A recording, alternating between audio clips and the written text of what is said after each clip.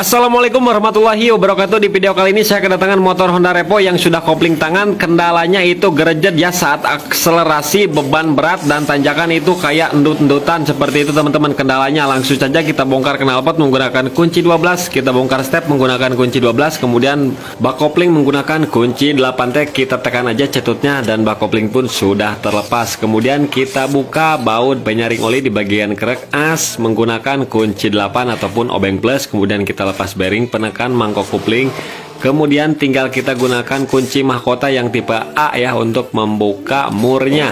Kemudian di bagian yang depan kita lepas dulu penguncinya, kemudian tinggal kita lepas murnya, dibolak-balik ya yang tipe A nya untuk kunci mahkotanya. Kemudian wadah tampungan oli kita lepas menggunakan kunci 10T.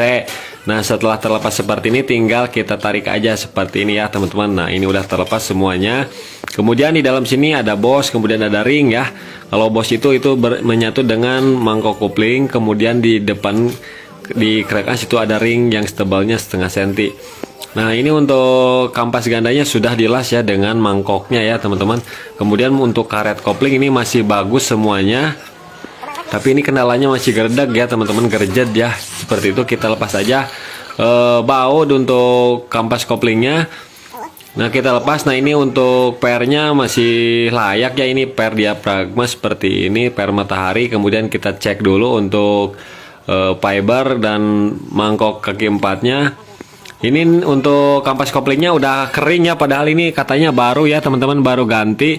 Nah ini kendalanya berarti kering ya, itu bisa menyebabkan gerjet juga. Kita rendam aja pakai oli dulu ya, karena ini masih baru katanya.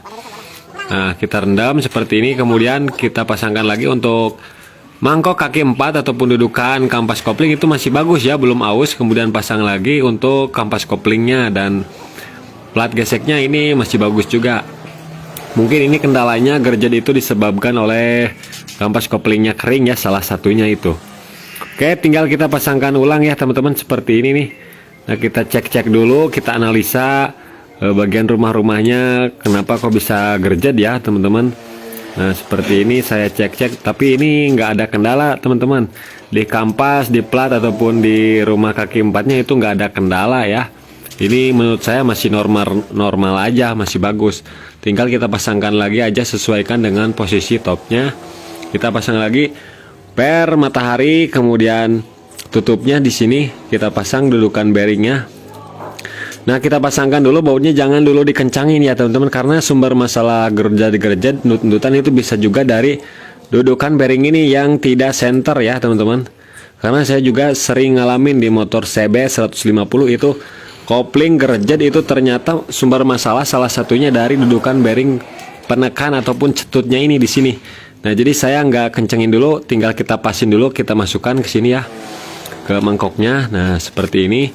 Kemudian kita setel dulu di sini nih, tuh kan bisa bergeser ya. Otomatis kan itu tidak center, tidak lurus ya teman-teman, karena bergeser, tidak ada bos. Nah cukup agak kencengin, tinggal kita pasang di sini bos, mangkok, kemudian ring dan kampas koplingnya di sini ya untuk semua komponennya. Nah di sini saya akan dial ya teman-teman. Meskipun tidak pakai dial, pakai piling juga bisa teman-teman. Yang penting tidak goyang ataupun tidak geol ya. Untuk dudukan bearingnya harus center supaya pas di cetutnya penekan bearingnya. Karena salah satu gerjet itu ataupun goyang itu bisa disebabkan dari bearingnya ini yang goyang ya teman-teman. Jadi saat menekan itu nggak stabil, jadinya endut-endutan. Nah saya meminimalisir supaya center teman-teman. Saya gunakan dial ya, supaya lebih kelihatan teman-teman tuh.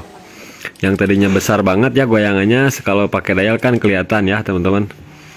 Nah, sambil kita kencengin ya, di sini kita kencengin secara sempurna ya, supaya lebih maksimal. Oke ini udah kenceng, tinggal kita cek tuh. Kita putar seperti ini sambil kita tekan bearingnya itu udah oke, udah lancar ya, nggak ada goyangan.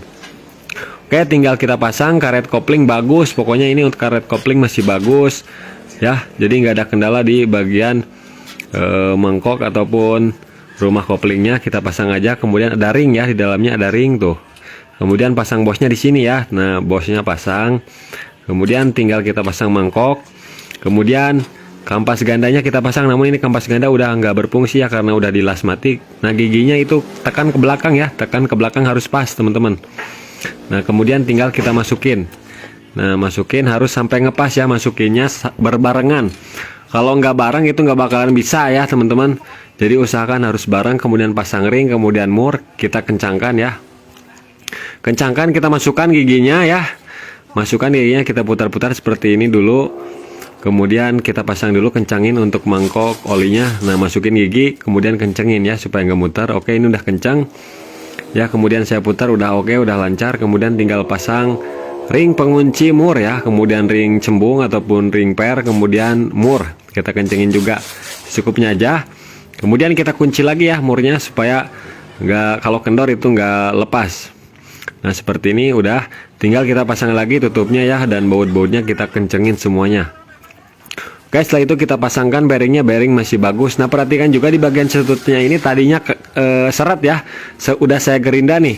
Nah udah saya gerinda, sekarang jadi lancar teman-teman. Yang tadinya seret itu ya macet, pantesan gerejat ya, ternyata cetutnya macet. Udah saya gerinda itu udah lancar. Jadi salah satu penyebabnya itu dari cetutnya juga. Kemudian ada bosnya dua biji atas bawah, packing masih bagus, kita pasang aja.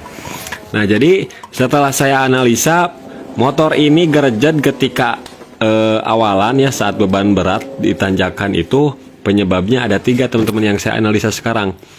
Kampas koplingnya kering, kemudian cetutnya macet ya, seret, dan bisa jadi itu nggak center juga untuk bearing penekan cetutnya. Nah ini udah oke ya, udah di setel ini udah oke. Di selah kalau di kopling ngelos ya teman-teman, kalau nggak di kopling itu oke. Tinggal kita coba aja ini gigi 1 sampai gigi 4 seperti ini mas, lancar atau enggak. Dan ini pun hasilnya lancar ya. Kemudian saya test drive ya, saya coba apakah masih gerejat atau enggak. Dan alhamdulillah ya teman-teman, setelah saya coba kemudian konsumennya coba bawa beban seperti ini, gerejatnya pun sudah hilang ya. Jadi begitulah teman-teman mengatasi gerejat di motor kopling. Mudah-mudahan video ini bermanfaat.